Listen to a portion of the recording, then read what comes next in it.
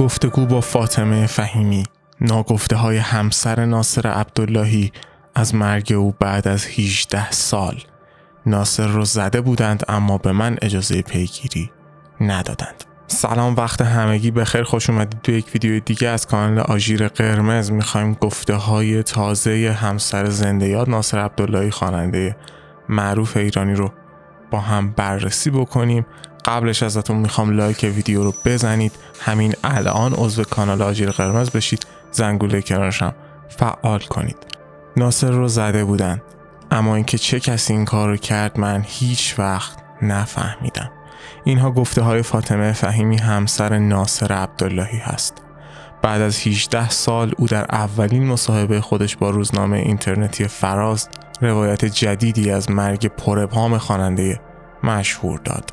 کسی که به گفته خودش در تمام این سالها متهم به قتل همسرش بوده، اما قانون به او اجازه نداده تا این رو پیگیری قضایی کنه. این پرونده ناصر عبداللهی بدون پیگیری پدر و پسران عبداللهی مختومه اعلام شد و هرگز عاملان مرگ شناخته و مجازات نشدند. بعد از 18 سال اما فاطمه فهیمی همسر ناصر عبداللهی ناگفته های زیادی رو به زبون آورد. وقتی من به بیمارستان رفتم ناصر اصلا اوضاع خوبی نداشت.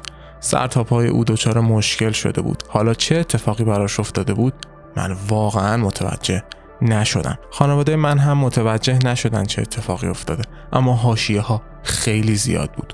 میگفتن کار ما بود و ما ناصر رو زدیم. تنها یک تن بیجان بدون جمجمه، کتف، زانو و مچ پا رو در بیمارستان دیدم. صورت ناصر زخمی و کلیه ها از کار افتاده بود. من این جسمی که کاملا بیجانه رو توی بیمارستان دیدم. اینکه چه بلایی سر این آدم اومده بود رو من تا به امروز هم نفهمیدم. همسر او در ادامه گفته ناصر یک سنی مذهب معتقد به اهل بیت بود. حتی زمانی که میخواست موزیک احمد ثانی رو بخونه، وقتی با پدر من مشورت کرد، پدرم به او گفت حمایتت میکنم و حالا ما رو به اینکه ناصر رو کشتید محکوم میکنند. این بخشی از صحبت خانم فاطمه فهیمی همسر ناصر عبداللهی با روزنامه فراز بود و به تازگی آقای محمد علی بهمنی هم صحبتی کرده درباره ناصر عبداللهی. روایت تکان دهنده محمد علی بهمنی از مرگ ناصر عبداللهی بعد از 18 سال. او گفته برخی دوستانش او رو به یک جایی که آب شیرین خوبی داره برده بودند. وقتی ناصر برنگشت دوستان دیگری نگرانش شدن و به دنبالش رفتن. دیدن که هم به سرش زدن و هم به بدنش.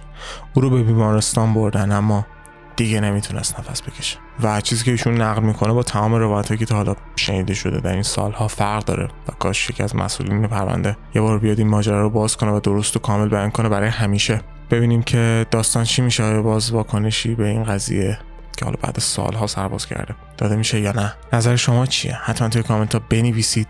ویدیو رو لایک کنید تا افراد بیشتری بتونن ببینن و اینکه اگه به ویدیوهای کانال آژیر قرمز علاقه‌مند هستید همین الان سابسکرایب کنید، زنگوله کنارش هم فعال. تا ویدیوهای بعدی، خداحافظ.